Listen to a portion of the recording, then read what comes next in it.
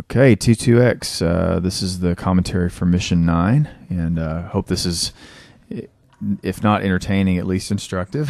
So far, we're having a good time, just revisiting all this. Essentially, we decided real early on that the story needed to take place in a pretty traditional way, which is the whole 3-act thing, and we really kind of wanted to break it up into the first act being mission 1 to 4, of course the first act then ending with her arriving in Sunnyport, and we had a lot to do in that as far as introducing characters, getting her familiar with the city, reminding the player of how to use the tools and the weapons, and introducing the ice arrows and all that kind of stuff. Then of course Act 2 begins in Sunnyport, and the whole of the second act really stays in Sunnyport, and we're dealing with this setup, her discovering the smugglers and figuring out how to do them in, and of course everything that we've just gone through with the orb and planting the orb and all that. And Act 3, of course, is when she returns to the city, which is then to deal with finding Kadar, realizing he's alive, finding him, and all that goes on there. And we really, just like in a movie or a novel or whatever, each act really needed to have some type of closure or climactic scene, if you will. And so this mission really is you could say the climax of Act 2. This is where there's some resolution to some of the things that have been going on, but of course then posing some new challenges and new questions that have to be answered in the third act. So that was really plot-wise what we were trying to accomplish here. Yeah, so all the effort that the player's been putting in for the past few maps, trying to set up the smugglers, it should all hopefully pay off right here. And again, this is another one of those scenarios that we could have easily done in a cutscene, but we chose not to because we feel it's much more viscerally satisfying to witness it all in a map, to see the consequences of your actions. Which of course takes ungodly amount of scripting, right? yeah. There's this is our craziest scripted map, probably one of the most highly scripted maps that's been done in Thief, I think, to date. But anyway, what you see here, this is the second half of our casing masks pair. We talked a little bit in Mission 5 in the redistribution game about doing the first half of this pairing where we're going to be reusing the geometry. And here, this is basically the same geometry that you see in that map, but now there are all these changes that we've done, and the gameplay is entirely different. Unlike that mission, this map starts a little bit earlier, so you get to see the actual connection down from the street level to the caves, which I think was important. We may have actually should have done this in the redistribution game as well, so you get a better sense of location. But here you get to travel from the top all the way down and see the mayhem and the chaos as it unfolds here. So yeah, this is familiar territory here, and we've got, of course, the huge avalanche there that just. That was a nice little scripted event. Yeah, and no matter where you look, there's going to be combat going on. That the Hammerites are going to be attacking the smugglers. We do this thing that we refer to really as semi-scripting, which is to say we don't determine the outcome of any given battle. We really just throw the Hammerites and the smugglers together, and we make them hostile to one another, and they duke it out using their natural AI systems. And it's very difficult in Thief to script anything so specific as the outcome of combat, so we felt it was enough to really to let things play out and to force the player to kind of sneak around these AIs as they're fighting. And so there's a lot of scripting in this map. Most of the time we're just having AIs run at each other. We also spawn arrows that fly across the screen, and we kill guys and we crush guys. We do pretty much anything to convey like a sense of chaos and mayhem in here that we can do in the Dark Engine. You know what I like too about this map? To me, it's one of the more picturesque, I guess, locations in the game. When you come around the end of the little river here into the face of the keep, it's just I call that a money shot, and it's we had the same term on T3. Yeah, and it's at night it's great with the lights and all that stuff, but it's still really pretty during the day. It's really nice to to see both, and it's just, to me, a sign of good artistic design on your part, I guess. Yeah, daytime lighting is such a mixed bag, though. It's really nice, I think, to start this map out during the day and get to see Sunnyport all lit up. Right. You know, we felt this was the mission where we always wanted to have a daytime mission in Thief. We wanted the full gamut of day and night cycles, but we felt this was the most appropriate mission because this is where Zaya really doesn't pick the time that events transpire. She can determine on her own fictionally, like when she goes out and steals, but now the Hammerites are determining when they're going to crush the smugglers, and they're going to do it first thing in the morning when they get up. Love the cannon blast here. It blows the guy apart. Yeah. The thing about doing maps during the day, aesthetic-wise, is that you have to crank the ambient way up because otherwise you get these really black shadows on the exteriors. It doesn't really look natural. In order to simulate radiosity of the lights, we have to make the ambient really high. But what that means basically is once you go to an interior space, the ambient is also high in there. We can't control it by zone. So essentially you get interiors that are very washed out looking, and it's very difficult to create any meaningful shadow or to make them really look good. But that was just a compromise that we had to make. It's just something that we were willing to do because we really wanted this daytime setting, and we wanted the outdoors to look good when it was all lit up in daytime. Right. And it really, the way this was designed, it was just a situation where you're pretty much forced either into combat or either being very patient, until these guys ramp back down, or sometimes there were ways to sneak around them, but it was really tough not to get caught. But that's realistic, and we wanted it to be, tough, and for the violence and all to really come through vividly. That there's a lot of bloodletting going on here. Yeah, we really wanted to immerse you in the experience, and this is kind of a riff on traditional sneaking gameplay.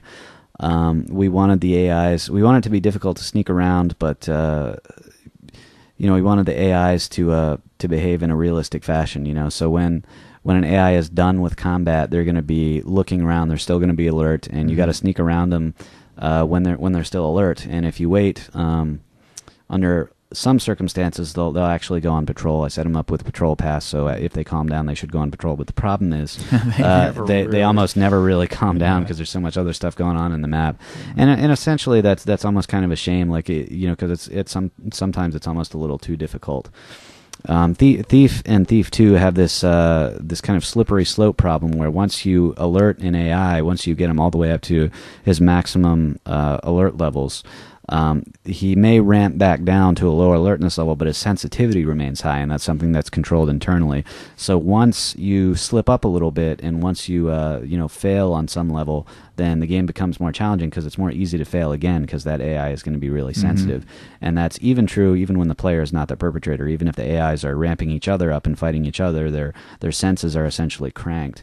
And that makes it very difficult to sneak through. But still kind of interesting because a lot of times in these battles, you only have one guy who survives, and then so you got one guy who's walking in a search pattern that's a little bit unpredictable, but there's only one guy, and he's wounded. So if you do have to fight against him, then you're going to stand a little bit better of a chance than you would if he was just fresh. Yeah, most of these guys are walking wounded by the time the bat. They've taken some hits. Yeah. And, the other thing about the gameplay on this is that we had a little bit of this, I guess, at the end of. Or not at the end, but during the Soulforge mission in Thief 2, where you, as the player, kind of, you're trying to sneak around, but you really feel like you're very exposed. Karis seemed to always know where Garrett was, or was talking to him. There was that constant presence there that you're not used to, and it's a little bit it puts you on edge a little bit. And the same thing here, that these guys are constantly alert, and so you're a little more on edge, I think, than you would be. In a normal sneaking mission. Yeah, it's a very tense, very quick map, and that was always the intent. And we didn't want to keep the player around too long because this geometry is all familiar. We wanted it to be very short and very fast-paced, very intense. But with a lot of destroyed stuff. Yeah, with a lot of destruction.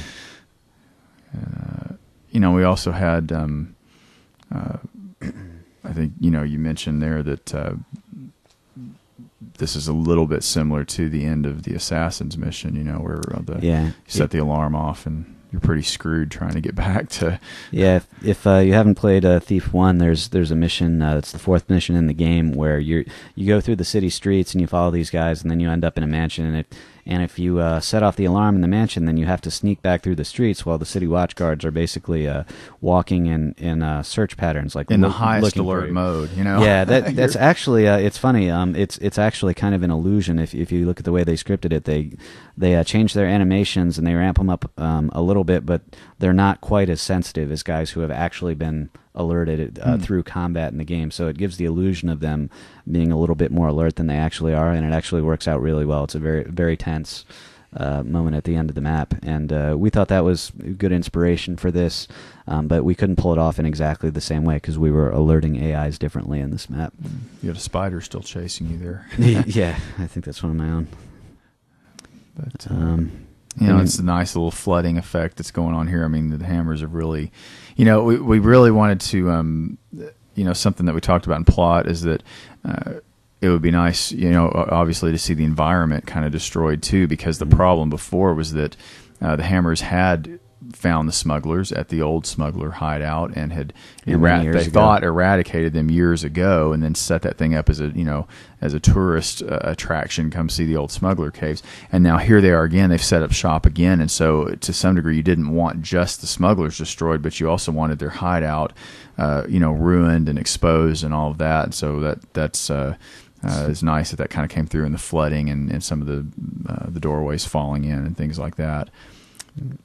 Yeah, so we wanted to set up as many different kinds of combat scenarios as possible. We had ranged guys and melee guys, and then the magic guys all fighting one another. We have events where guys will run out into a hall and then get shot by an arrow and die. We have events where guys will hit each other at exactly the same time and they'll both die. And, it's just as many different scenarios as we could possibly think of, I think we put in here. Yeah. And then here's some familiar territory, but things are smashed up, and this is actually some really hard loot to find in here. Yeah. This little cave here. This is kind of interesting too. There's a secret area over here that you may not have found in Mission 5 in the redistribution game, but now it's exposed and easy to find, and it's not a secret anymore. Yeah. So if you play the game a second time, you can go back and find it easier. Right. If you stack crates to try to get out of the mission, chances are you found that spot because there were a lot of crates stacked in front of it. Yeah. But and here's this is Neeson's or Grissom's quarters. Grissom's quarters, that have been destroyed, and of course we're kind of looking for him, wanting to do him in, but I guess he was killed out. You find his body out on the. Yeah, we wanted to. Docks. We thought it was important for you to find both leaders of the smuggler faction dead. And we weren't really sure at first if we wanted to force the player to kill them both, or if we wanted to have them already dead. And what we ended up deciding was we wanted to have one of them already dead. Grissom is already dead in the water. You just have to walk near him to discover him. And then Neeson is locked in combat with a hammer, and you can actually kill him directly, or sometimes the hammer will kill him, or there's a third way you can actually shoot him with a cannon, and it doesn't track that damage if you're trying to ghost the map. Right, so. Yeah, that was again the concern is, how much do we try to accommodate the ghosting issue here, and is it going to be a satisfying thing for the player as Zaya to actually turn around and kill these guys by her own hand, or will it be enough for them to die at the hands of the hammers? Mm-hmm. Does she need to deal a death blow? And I think ultimately we decided it didn't really matter. That she was, to the extent that we wanted to make it an objective, that she be the one that actually deal the death blow, but just that she witnessed that both of them were dead by whatever means. And of course, like you say, you there's a variety of ways to deal with that when it gets there. And here's the setup for the third scene where she finds this note that. This is the note, right? Which you didn't read it there, but if you read it, she realizes, actually, that Fraps won't show it, so you'll get just a little hitch, and then it'll keep going. That's where she actually discovers, Kadar might actually still be alive. There's an possibility that I could rescue him, which of course sets us up for the third scene.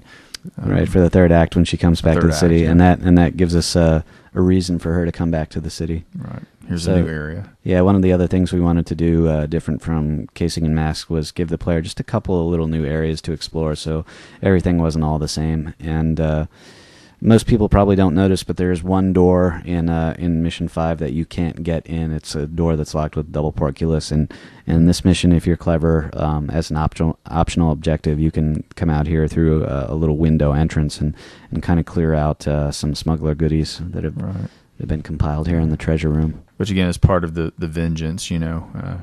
You feel like in a way she's repaid for all her efforts and the loss of her ship and all of this by taking back from them. Mm. Yeah, and one of the other things that you learn in playing this mission is that Zaya's ship is still being kept here by the smugglers. And some people have asked, like, why would they keep her ship after all this time? And it's like, well, because they do all their business by carting goods back and forth, by stealing goods, and they have no reason to sell a ship from a girl they thought they killed. Right. It's a pretty nice ship. We tried to convey at the beginning that her family is fairly wealthy, and not so much that she's pampered, but just that that it's more of an aristocratic background that she's coming from. In a foreign sense, I guess, that even though they're merchants, you kind of see the family. She's got some jewelry that looks expensive, and the ship is really nice and all that. So, it's a nice ship, too. It's not like she came across in a junker that they would just auction off somewhere or dispose of. It's, it's an asset for them to keep the ship, so... So here we are. There's one more new area. That is the docks itself. That's where you get to see the ship. And here we're going to come over and go down into this entrance here. This is another place that you couldn't get. Trying to mantle it. Yeah, that's really my fault. I should have made that ledge a little thicker. You need to fix that. Yeah. Hey, 25th anniversary edition. Right. It's just great. You can get up so high and look down on all this stuff. It just, that to me really, again, a hallmark of the original games. Being able to get that height on the map. And the thing with the ships, it was again, that was something I think for a while we discussed that in the cut she could find her ship in the cut scene, but it may have even been you that came back and said, it'd be really cool if we could actually get on the ship and look around a little bit and explore that dock area. Give us something also a little different for this mission that we couldn't get to previously. But yeah, exactly. So there's one little tower here, and I think I actually took a stab.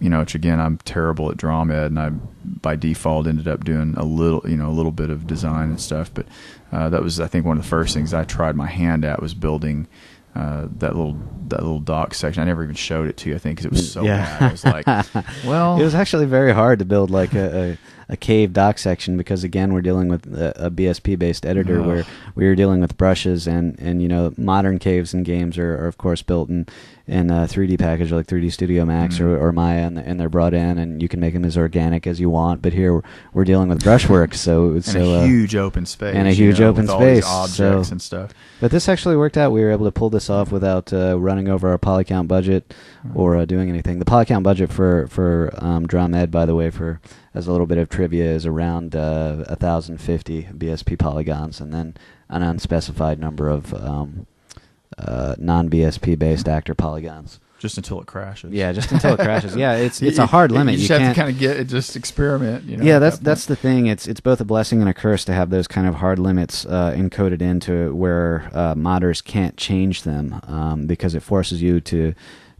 build below a certain detail level. But it also means if you are an experienced mapper and you do want to expand the poly count in your scenes, you can't.